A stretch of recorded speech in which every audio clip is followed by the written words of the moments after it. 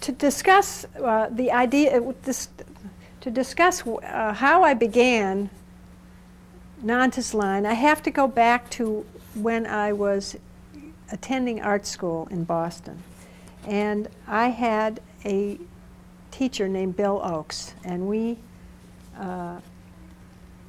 had an assignment in a class to do a double illusion. And one person in his class came up with this cat and mouse. And I'm going to read you this poem on the bottom here. It says, "His eyes become my ears, we share a common nose. Now focus on his mouth, and you will see my toes." So you can look at this, and first off you see the cat. And then you can focus on the mouse. Here are the mouse's two ears, here's his eyes and his nose and his mouth.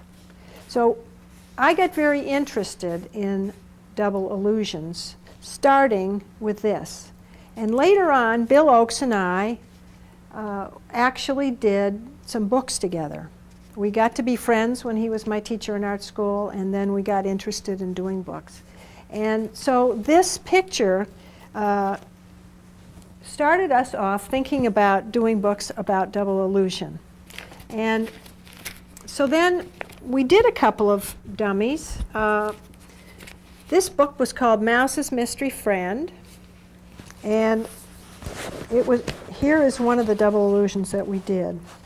You can look at this picture and you see a mouse right here. Here are the two ears, the nose, and the feet. And if you look a little harder, you see a moose. Here's the moose's nose. Here are his antlers, and his back goes off this way. Here's his beard. So if you focus on the picture, you can see a mouse, or you can focus on the picture and see a moose. After trying this, we decided it was too complicated for the picture book age, and we made one more try to do a book about double illusions. This is what we did.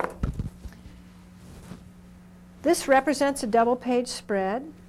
The reader is to look at this one of the hut and the man with a spear and see which of the four pictures on the right this little illustration can be found. And the answer, of course, is the lion.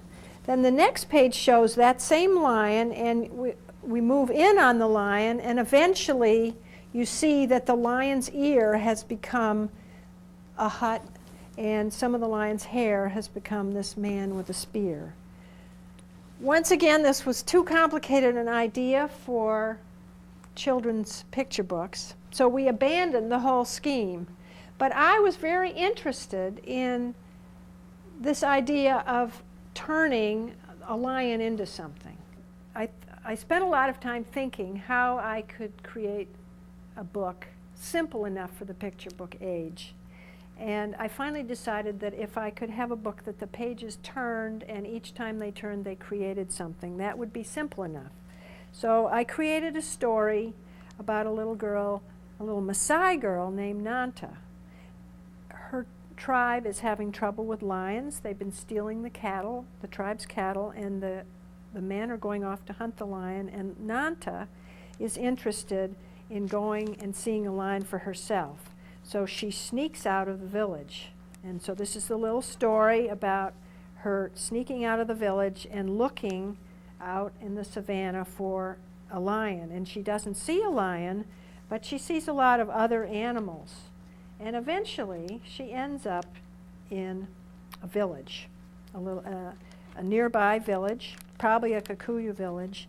And the pages at this point start to create that lion. So here we have, up here we have some rocks and grass, and then she's still in the village, but we have a close-up of the hut, which comes to be the top of the lion's head.